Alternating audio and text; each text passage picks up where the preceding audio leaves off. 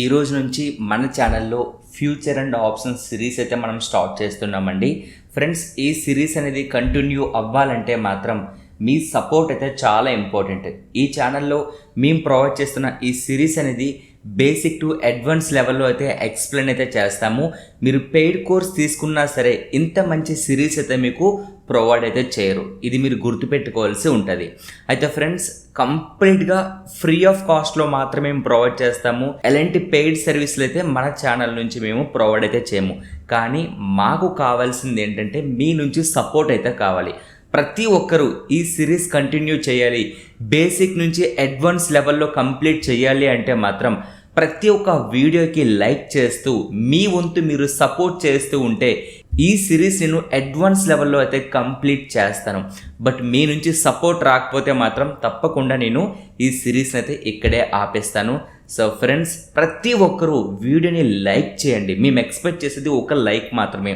ప్రతి ఒక్కరూ లైక్ చేయడం, మీ ఫ్రెండ్స్ అండ్ ఫ్యామిలీ ఎవరైతే ఉంటారో వాళ్ళకి ఫ్రీయే కదా, పెయిడ్ ఏం కాదు కాబట్టి షేర్ చేయండి.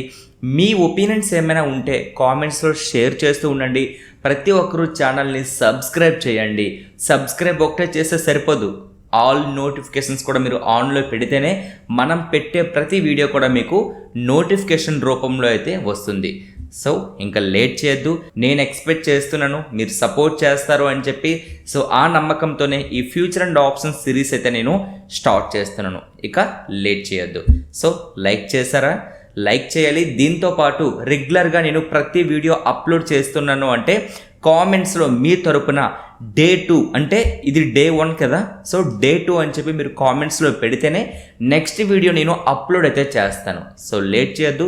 కామెంట్స్లో వీడియో ఎండ్ అయిపోయిన తర్వాత మొత్తం చూసి మీకు నచ్చిందా, నచ్చితే పాజిటివ్గా మీరు డే 2 అని చెప్పి పెట్టండి. ఓకే, ఇప్పుడు ముందుగా మనం ఫ్యూచర్స్ అంటే ఏంటి, ఆప్షన్స్ అంటే ఏంటి, బేసిక్స్ తెలుసుకోవాలి కదా. సో ఫ్యూచర్స్ అంటే ఏంటి, ఆప్షన్స్ అంటే ఏంటో మనము తెలుసుకుందాం. దానికోసం తెలుసుకునే ముందు డెరివేటివ్స్ అంటే ఏంటో తెలుసుకోవాలి. సో ఫ్రెండ్స్, ఎగ్జాంపుల్గా మీరు ఎలా అనుకోండి, మీరు ఒక ప్రాపర్టీ కొనాలి అనుకుంటున్నారు. అంటే ఎగ్జాంపుల్కి ఒక హౌస్ మీరు కొనాలి అనుకున్నారు అనుకోండి.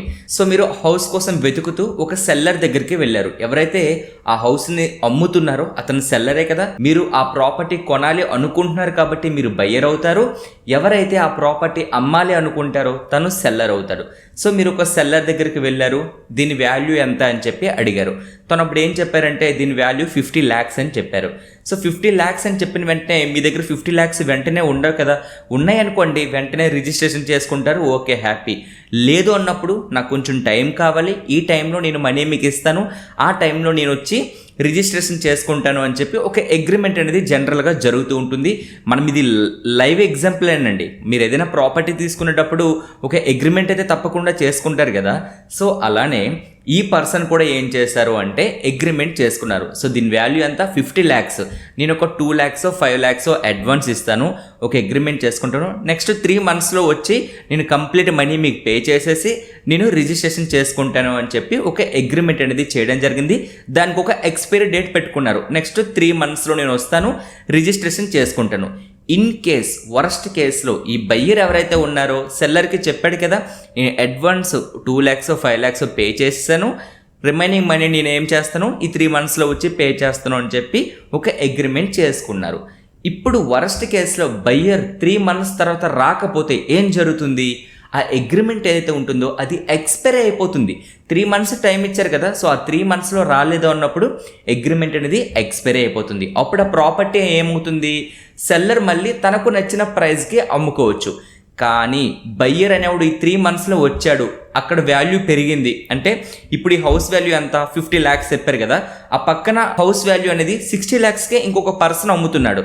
సో ఇప్పుడు ఆల్రెడీ అగ్రిమెంట్ అయిపోయింది కాబట్టి ఈ 3 monthsలో దీని వాల్యూ ఎంత పెరిగినా సరే బయ్యర్కి 50 lakhsకే ఇవ్వాలి. అంతేగాని దీని వాల్యూ పెరిగింది అని చెప్పి మళ్ళీ సెల్లర్ అనేవాడు ఇంక్రీజ్ చేయడానికి ఛాన్స్ అయితే లేదు. ఎందుకు అంటే ఆల్రెడీ బయ్యర్ వచ్చాడు, ఒక అగ్రిమెంట్ అనేది చేసుకున్నాడు. కానీ వరస్ట్ కేసులో బయ్యర్ రాలేదు అనుకోండి, 3 months తర్వాత ఆ అగ్రిమెంట్ అనేది క్యాన్సిల్ అయిపోతుంది. అప్పుడే అడ్వాన్స్ మనీ ఏదైతే ఉంటుందో అది సెల్లర్ అనేవాడు తీసుకుంటాడు. ఎందుకంటే అగ్రిమెంట్ అనేది అలానే జరుగుతుంది. 3 monthsలో మీరు ఈ ప్రాపర్టీ రిజిస్ట్రేషన్ చేసుకుంటే ఓకే, లేదు అన్నప్పుడు మీరు ఇచ్చిన అడ్వాన్స్ అనేది తిరిగి ఇవ్వడం జరగదు, అక్కడితో ఆ అగ్రిమెంట్ అనేది ఎక్స్పైర్ అయిపోతుంది. సో ఇక్కడ మనం గుర్తుపెట్టుకోవాల్సింది ఏంటంటే, ఒక బయ్యర్ వచ్చాడు, సెల్లర్ దగ్గర మాట్లాడాడు, ఒక అగ్రిమెంట్ చేశాడు. సో ఇప్పుడు ప్రాపర్టీ వాల్యూ ఎంత అండి? 50 lakhs. అయితే బయ్యరు అగ్రిమెంట్ అంటే ఏం చేశాడు? ఒక పేపర్పై సైన్ పెట్టించుకుని వెళ్ళిపోయాడు. ఇప్పుడు మీరు చెప్పండి, ఈ 50 lakhs వాల్యూ అనేది ఆ సైన్కు ఉందా లేదంటే ప్రాపర్టీకి ఉందా? ఆబ్వియస్లీ ప్రాపర్టీని చూసి తను సైన్ పెట్టించుకుని వెళ్ళిపోయాడు. సో ఈ సైన్కి వాల్యూ ఎలా క్రియేట్ అయింది? దీని బ్యాక్లో ఒక అసెట్ ఉంది. ఆ అసెట్ ఏంటి? హౌస్. సో ఆ హౌస్ని కమ్మింగ్ 3 monthsలో నేను రిజిస్ట్రేషన్ చేసుకుంటాను అని చెప్పి ఒక అగ్రిమెంట్ మాత్రమే చేసుకున్నాడు. సో అగ్రిమెంట్ అంటే ఒక సైన్ పెట్టేసి ఇవ్వడం, సెల్లరు మీరు 3 monthsలో రండి, నేను ఈ ప్రాపర్టీని మీకు 50 lakhsకే అమ్ముతాను అని చెప్పి ఒక అగ్రిమెంట్ అనేది చేసుకున్నాడు. సో ఇప్పుడు వాల్యూ, ఈ సైన్ వాల్యూ ఏదైతే ఉందో అది దేని వలన వచ్చింది? ప్రాపర్టీ వలన వచ్చింది. ఈ ప్రాపర్టీ అంటే ఒక అసెట్ అనమాట.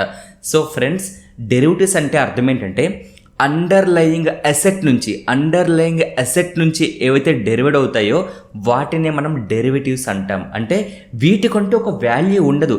ఇప్పుడు సైన్కి వాల్యూ ఉందా? బ్యాక్ సైడ్ ప్రాపర్టీ లేదండి, ప్రాపర్టీ లేదు, జస్ట్ అగ్రిమెంటే జరిగింది. అప్పుడు ఆ సైన్కి వాల్యూ ఏమైనా ఉంటుందా? ప్రాపర్టీ ఉంది కాబట్టి, నేను ఆ ప్రాపర్టీని అమ్ముతానని చెప్పాను కాబట్టి దానికి వాల్యూ ఉంది.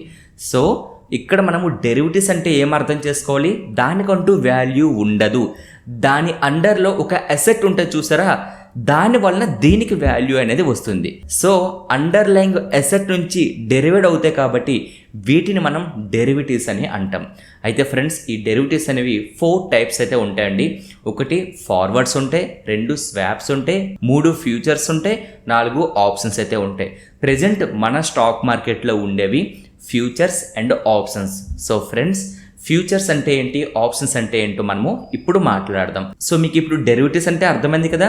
ఈ డెరివేటివ్సే 4 types ఉంటాయి. అందులో స్వాప్స్ అని, ఫార్వర్డ్స్ అని, ఫ్యూచర్స్ అని, ఆప్షన్స్ అని 4 types అయితే ఉంటాయి.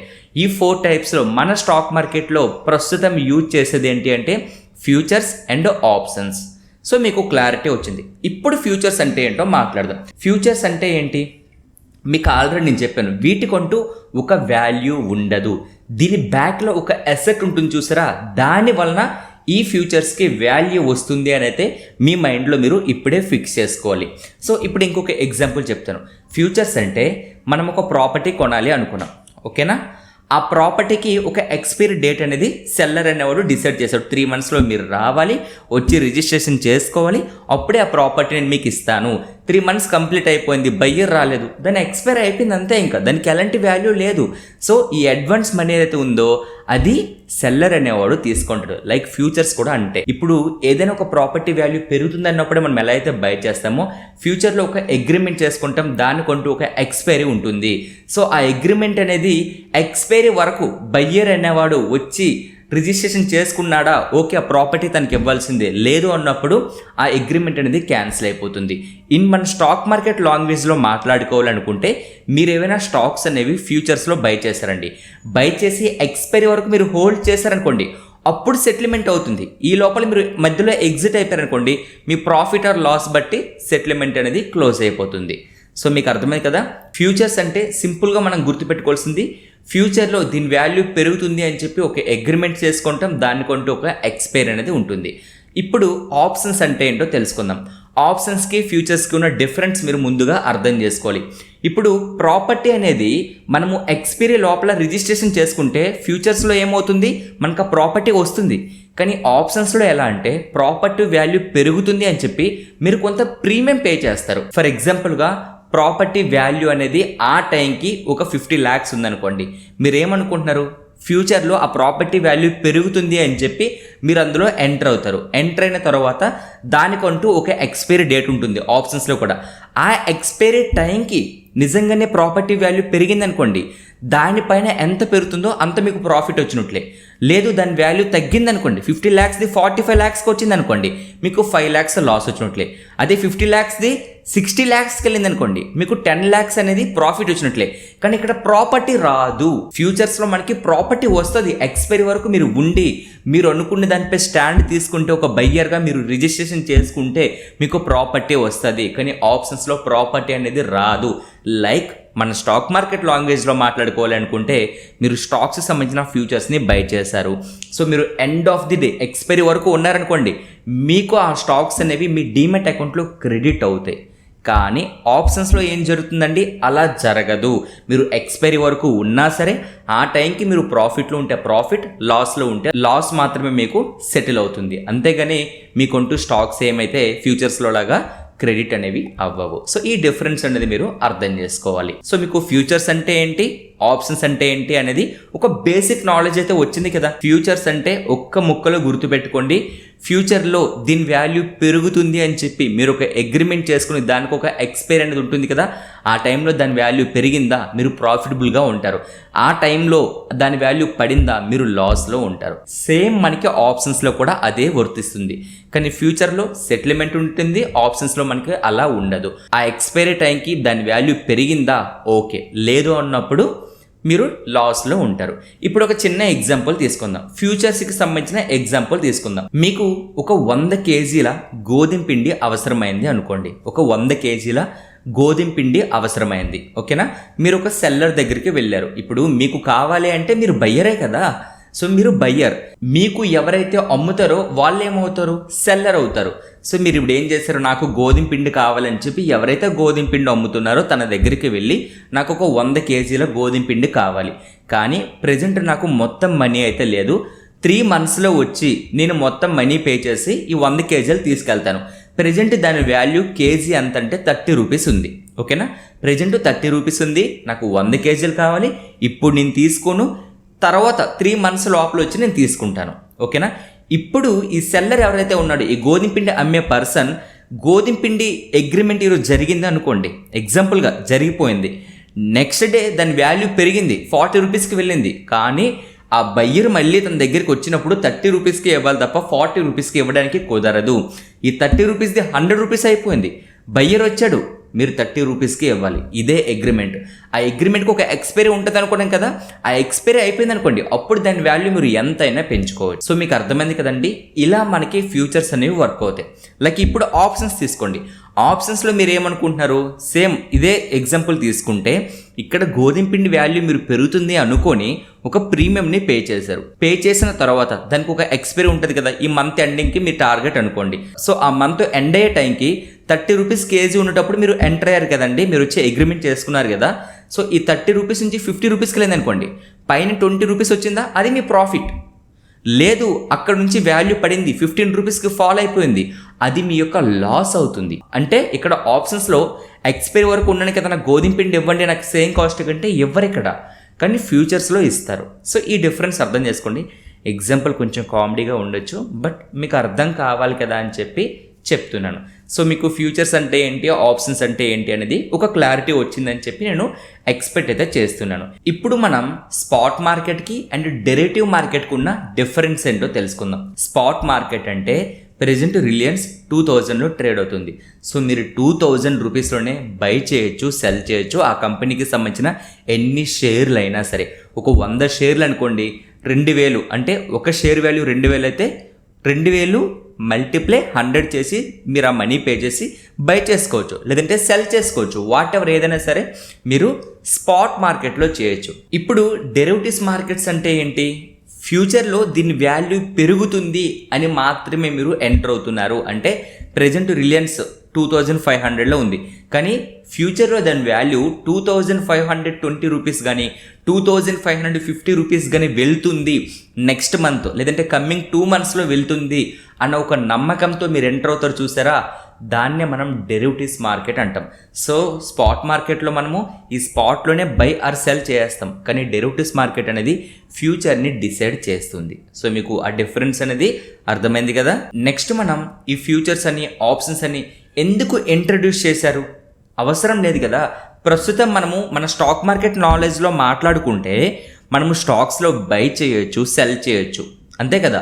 సో జనరల్గా ఫ్యూచర్స్లోనే మనం చేసేదేంటి, బై సెల్లే చేస్తాం, ఆప్షన్స్లో అయినా సరే బై సెల్లే చేస్తాం.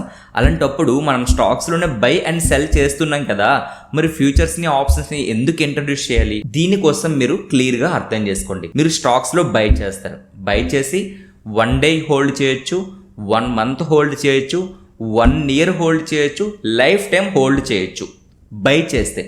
సెల్ చేస్తే మీరు స్టాక్స్ని సెల్ చేశారనుకోండి 1 day మాత్రమే హోల్డ్ చేయగలరు. అది కూడా మార్కెట్ 9:15కు ఓపెన్ అయిన తర్వాత మీరు ఎంటర్ అవుతారు, 3:30 లోపల సెటిల్మెంట్ అయిపోతుంది.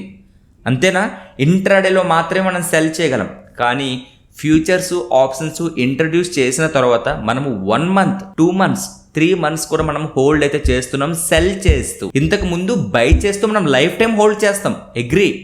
మరి ఫ్యూచర్స్ని ఆప్షన్స్ని ఎందుకు ఇంట్రడ్యూస్ చేశారంటే సెల్ చేసుకునే పవర్ కూడా మనకు వచ్చింది, హోల్డ్ అయితే చేయొచ్చు. ఇప్పుడు రిలయన్స్ ఎగ్జాంపుల్గా తీసుకుందాం. రిలయన్స్ ప్రైస్ పెరుగుతుంది అని మీరు అనుకున్నారు, మీరు స్టాక్స్ని బై చేసుకుని పెట్టుకోండి, హ్యాపీ. కానీ కమింగ్ 3 monthsలో రిలయన్స్ వాల్యూ పడిపోతుంది అని మీరు అనుకున్నారు. ఇప్పుడు మీరు సెల్ చేసి స్టాక్స్లో సెల్ చేసి హోల్డ్ చేయగలరా? చెయ్యలేరు. కానీ ఫ్యూచర్స్లో మీరు హోల్డ్ చేయగలుగుతారు. సో అందుకే ఫ్యూచర్స్ని అండ్ ఆప్షన్స్ని ఇంట్రడ్యూస్ చేయడం అయితే జరిగింది. And second one, hedging. Most important అండి. హెడ్జింగ్ కోసం మాత్రమే ఫ్యూచర్ అండ్ ఆప్షన్స్ని ఇంట్రడ్యూస్ చేశారు. మీకు తెలుసా, గోల్డ్ షాపులు ఉంటాయి కదా, సో గోల్డ్ షాప్లో ఎప్పుడైనా మీరు గమనించారా ఇది? గోల్డ్ వాళ్ళు తీసుకొస్తారు కదా, తీసుకొచ్చేటప్పుడు వాళ్ళు ఏం చేస్తారంటే ఒక 100 kgs గోల్డ్ అనేది గోల్డ్ షాప్ వాడు పర్చేజ్ చేశాడు అనుకోండి, మనం కాదు, గోల్డ్ షాప్ వాడు. తను ఏం చేస్తాడంటే ఆ గోల్డ్కి సంబంధించిన ఫ్యూచర్స్ ఉంటాయి కదండి, వాటిని సెల్ చేస్తాడు. ఇప్పుడు ఏమవుతుంది, గోల్డ్ ప్రైస్ పెరిగినా పడినా న్యూట్రల్గా ఉంటాడు. ఇప్పుడు గోల్డ్ ప్రైస్ పెరిగింది అనుకోండి, ఆల్రెడీ 100 kgs తను పర్చేజ్ చేశారు కాబట్టి ఆ గోల్డ్ వాల్యూ పెరుగుతుంది. కానీ ఫ్యూచర్స్లో సెల్ చేశారు కదా, ఇక్కడ పెరిగింది అంటే అక్కడ పడుతుంది కదా. ఇక్కడ మనకి ఫ్యూచర్ అండ్ ఆప్షన్స్ అంటే ఏంటి? ఇవి డెరివేటివ్స్, అసెట్ నుంచి డెరివేట్ అవుతాయి కాబట్టి వీటిని మనము డెరివేటివ్స్ అంటాం. సో ఇక్కడ గోల్డ్ వాల్యూ పెరిగింది అంటే అక్కడ పడుతుంది అంటే రెండు న్యూట్రల్ అవుతున్నాయా, అవ్వట్లేదా? సో ఇలా హెడ్జింగ్ చేయడం కోసం ఫ్యూచర్ అండ్ ఆప్షన్స్ని ఇంట్రడ్యూస్ చేయడం అయితే జరిగింది. సో దీనివలన గోల్డ్ షాప్ అనేది పెద్దగా ఇంపాక్ట్ అవ్వదు. ఇప్పుడు చాలా కంపెనీస్ ఉన్నాయండి, చాలా కంపెనీస్కి రా మెటీరియల్స్ అయితే అవసరం అవుతాయి. సో వాళ్ళు ఒకసారి రా మెటీరియల్ తెచ్చుకున్నారు అనుకోండి, తెచ్చుకున్న తర్వాత దాని వాల్యూ తగ్గినా పెరిగినా తప్పకుండా ఆ కంపెనీపై ఇంపాక్ట్ అనేది ఉంటుంది. సో వాళ్ళు ఏం చేస్తారంటే ఆ రా మెటీరియల్ ఏదైతే తెచ్చుకుంటారో తెచ్చినప్పుడే వాళ్ళు ఫ్యూచర్స్లో సెల్ చేస్తారు. దీనివల్ల ఏమవుతుంది, వాల్యూ పెరిగినా పడినా న్యూట్రల్ అవుతుంది. ఒకవేళ వాల్యూ పెరిగిందనుకోండి, ఆల్రెడీ వాళ్ళు పర్చేజ్ చేశారు కాబట్టి నో ప్రాబ్లం. ఒకవేళ వాల్యూ పడిందనుకోండి, ఫ్యూచర్లో సెల్ చేశారు కదా, దీనివల్ల కూడా వాళ్ళు లాస్ అవ్వకుండా న్యూట్రల్గా అయితే ఉంటారు. సో ఈ బెనిఫిట్ కోసమే ఫ్యూచర్ అండ్ ఆప్షన్స్ని ఇంట్రడ్యూస్ చేయడం అయితే జరిగింది. దీనితో పాటు ఫర్ ఎగ్జాంపుల్గా మీరు రిలయన్స్ యొక్క షేర్ ప్రైస్ పెరుగుతుంది అనుకున్నారు. సో నెక్స్ట్ 2 monthsలో తప్పకుండా ఎగ్జాంపుల్గా 2000 ఇప్పుడు ఉందనుకోండి, 2000 నుంచి ఒక 500 రూపీస్ పెరుగుతుందని మీరు అనుకున్నారు. ఓకేనా, 500 రూపీస్ పెరుగుతుంది అని చెప్పి మీరు ఏమనుకున్నారు, రిలయన్స్కి సంబంధించిన షేర్స్ ఒక 1000 షేర్లు మీరు బై చేయాలనుకున్నారు. సో 1000 షేర్లు మీరు బై చేయాలంటే 2000 మల్టిప్లై 1000 చేయాలి. అంత మనీ మీ దగ్గర ఉందా? లేదు అనుకోండి, మీరు స్టాక్స్లో అయితే బై చేయలేరు. కానీ ఫ్యూచర్స్లో మీరు బై చేసుకున్నారనుకోండి, ఈ కంప్లీట్ మనీ అనేది మనం పే చేయాల్సిన అవసరం అనేది ఉండదు. ఆ మనీ ఎప్పుడు అవసరం అవుతుందంటే ఎక్స్పైరీ టైంకి మాత్రమే అవసరం అవుతుంది. ఈ లోపల మనం ఎగ్జిట్ అయిపోయాం అనుకోండి, మనకి అంత మనీ అనేది అవసరం అయితే ఉండదు. సో ఈ పాయింట్లో కూడా ఫ్యూచర్ అండ్ ఆప్షన్స్ని అయితే ఇంట్రడ్యూస్ అయితే చేయడం జరిగింది. సో మీకు అర్థమైంది కదా, చాలామందికి డౌట్స్ రావచ్చు, స్టాక్స్లో మేము బై సెల్ చేసుకోవచ్చు కదా, ఫ్యూచర్స్లో బై సెల్ ఎందుకు చేయాలి అని చెప్పి చాలామందికి డౌట్ రావచ్చు. సో ఈ బెనిఫిట్స్ కోసం అయితే ఫ్యూచర్ అండ్ ఆప్షన్స్ని అయితే ఇంట్రడ్యూస్ చేశారు. బట్ దీనివలన వితౌట్ నాలెడ్జ్ ఎవరైతే స్టాక్ మార్కెట్లోకి ఎంటర్ అవుతూ ఎలాంటి నాలెడ్జ్ లేకుండా డైరెక్ట్గా ఫ్యూచర్స్లో ట్రేడ్ చేసేయడం, ఆప్షన్స్లో ట్రేడ్ చేసేస్తూ లక్షల్లో నష్టపోతున్నారండి. దయచేసి నా రిక్వెస్ట్ ఏంటంటే, మీకు స్టాక్ మార్కెట్లో నాలెడ్జ్ ఉంది అంటే ఓకే, నాలెడ్జ్ లేదు, ఎక్స్పీరియన్స్ లేదు అన్న పర్సన్స్ ఎవరైతే ఉన్నారో ఫ్యూచర్ అండ్ ఆప్షన్స్కి దూరంగా ఉండండి. స్టాక్స్లో ట్రేడ్ చేయండి, ఎక్స్పీరియన్స్ సంపాదించండి. ఆఫ్టర్ మీరు ఫ్యూచర్ అండ్ ఆప్షన్స్లో అయితే ట్రేడ్ చేయొచ్చు. మీ క్యాపిటల్ని ప్రొటెక్ట్ చేసుకోవడమే ఇక్కడ ఇంపార్టెంట్ అండి. మార్కెట్ ఎక్కడికి పోదు. మార్కెట్ నెక్స్ట్ 10, 20, 30 years కూడా ఇక్కడే ఉంటుంది. కానీ మీ దగ్గర క్యాపిటల్ లేకపోతే మీరు ఈ మార్కెట్ దగ్గరికి రాలేరు. గుర్తుపెట్టుకోండి, క్యాపిటల్ మోస్ట్ ఇంపార్టెంట్. వితౌట్ నాలెడ్జ్తో మీరు ట్రేడింగ్స్ అనేవి చెయ్యకూడదు. సో ఫ్రెండ్స్, ఈ రోజుకైతే మనము ఈ ఇన్ఫర్మేషన్తో క్లోజ్ అయితే చేద్దాం. నెక్స్ట్ Day 2 క్లాస్ అనేది నేను స్టార్ట్ చేస్తాను. స్టార్ట్ చేసే ముందు మన ఛానల్ నుంచి ఒక రిక్వెస్ట్ అండి. మీరు కొత్తగా స్టాక్ మార్కెట్లోకి ఎంటర్ అవుతూ ఇంతవరకు డీమెట్ అకౌంట్స్ అంటే మీరు ట్రేడింగ్ చేయాలనుకున్న ఇన్వెస్ట్మెంట్ చేయడం కోసం డీమెట్ అకౌంట్స్ అని ఓపెన్ చేసుకుంటారు కదా, మీరు డైరెక్ట్గా వెబ్సైట్స్లోకి వెళ్ళి ఓపెన్ చేయడం కంటే best trading and investment demat account links అనేవి డిస్క్రిప్షన్లో ప్రొవైడ్ చేశాను. ఎవరికైతే అవసరం ఉంటుందో తప్పకుండా ఓపెన్ చేసుకోండి. మీరు ఓపెన్ చేసుకున్నారనుకోండి మన ఛానల్ కూడా అది సపోర్ట్గా ఉంటుంది. సో ఎవరికైతే అవసరం ఉందో వాళ్ళు తప్పకుండా డీమెట్ అకౌంట్స్ అనేవి ఓపెన్ అయితే చేసుకోండి. అండ్ మీకు ఎలాంటి డౌట్స్ ఉన్నా సరే కామెంట్స్లో తప్పకుండా చెప్పండి. ఈ వీడియోని లైక్ చేశారు కదా, లైక్ చేయకపోతే ఇప్పుడే లైక్ చేసేయండి. డే 2 వీడియో అనేది ఫాస్ట్గా నేను అప్లోడ్ చేయడానికి ప్రయత్నిస్తాను. అండ్ కామెంట్స్లో Day 2 అని టైప్ చేయడం అయితే మర్చిపోవద్దు. Thank you so much friends.